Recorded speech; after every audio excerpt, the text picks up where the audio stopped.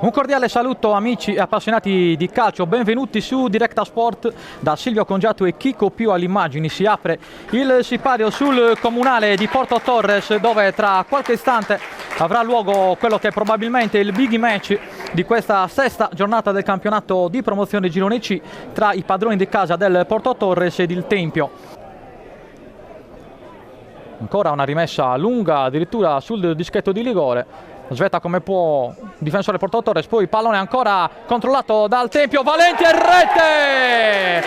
Appostato nell'area piccola, tappin vincente di Sergio Valenti per l'1-0 del Tempio.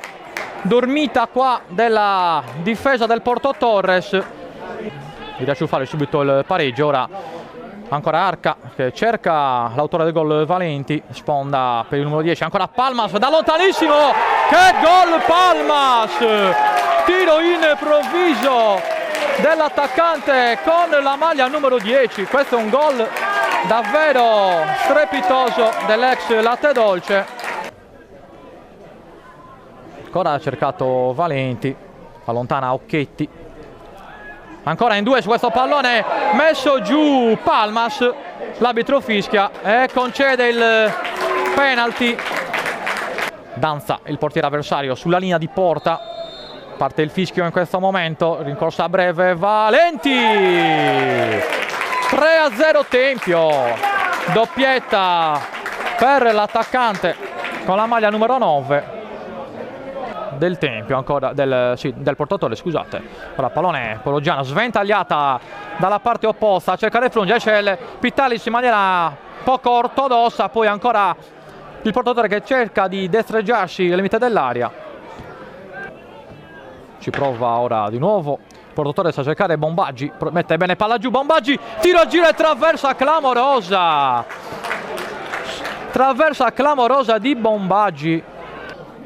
Tedde sul punto di battuta, pallone a centro area dove salta di testa Miracolo, anzi no, l'arbitro aiutato dall'assistente dice che la palla ha varcato la linea di porta, quindi il Tempio si porta sul 4-0.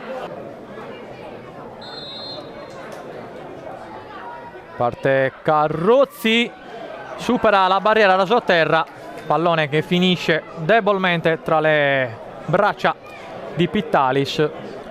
Cercato ancora Bombaggi sulla destra per il suo compagno che crossa al centro, saltano in due. Poi questa conclusione improvvisa di Doro, un difensore del Porto Torres, si trattava di Bernardini. Ancora il Tempio in avanti per la conclusione, la rete di testa, lasciato libero sul secondo palo Valenti, tripletta e pallone a casa per il bomber argentino di La Plata. Offensiva del Porto Torres con Carruzzi, 1 contro 1 con Pinna, Carruzzi a centro area, poi il tiro improvviso del numero 13 Bernardini. Davvero bella questa conclusione. Ora come può il Porto Torres con pala si incunea in area di rigore, ancora Gianmalva ad allontanare la minaccia e arriva in questo istante il triplice fischio del direttore di gara. Il risultato qui allo stadio comunale di Porto Torres dice Porto Torres 0, Tempio 5.